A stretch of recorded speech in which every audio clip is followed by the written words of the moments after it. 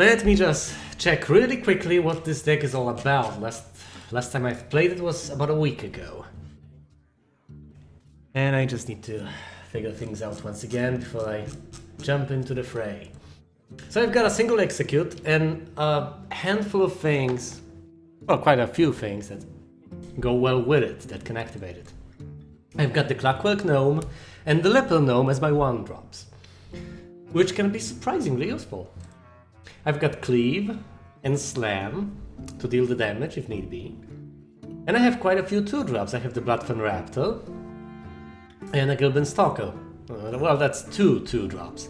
I can drop the Direwolf Alpha, but it's mostly for occasions where I need the additional points of damage.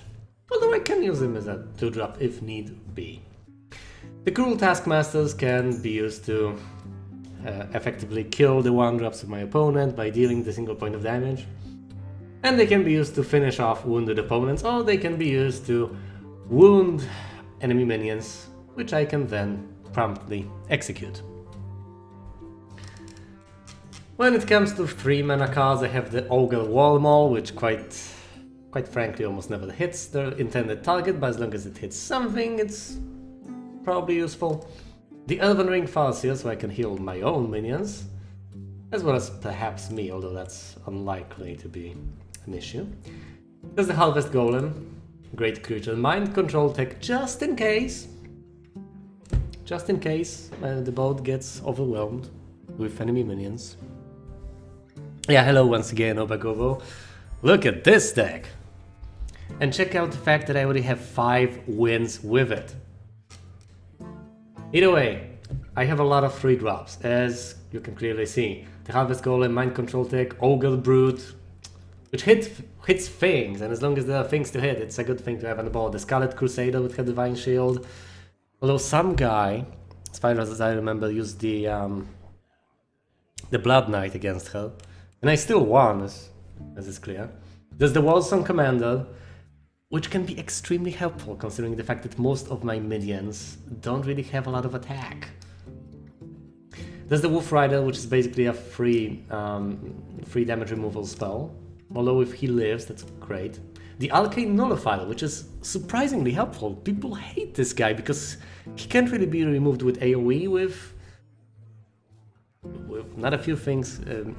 Not many things can actually remove this guy easily. So he pretty much has to be attacked. And if the board is pretty much clear and if I have control, he is an excellent taunt to have. The Burly Rackjaw Trog, one of the most hated cards in the entire goddamn game. Because people like to cast spells, and if he grows, especially since he grows by 2 every time someone casts a spell, which can be extremely annoying. There's the Yeti, of course. The Cult Master if I want more cards and I'm willing to sacrifice some of my early minions. The Kor'kron Elite for the fall damage I may sometimes need to finish the match. The Screwjunk Clunker, which combos well with mechs. How many mechs do I have so far? Not all that many, but my favorite combo is to couple this guy with the Arcane Nullifier. I once missed the combo and was very upset with myself. I once hit the combo and was extremely proud of myself as I had a Fall 7 Arcane Nullifier and a Screwjunk Clunker to help. There's of course the Spellbreaker for silence, because silence is crucial. There's the Booty Bay Bodyguard, there's Late Taunt, although he doesn't have a lot of health, he can still be helpful due to his high attack. There's the Salty Dog for the damage.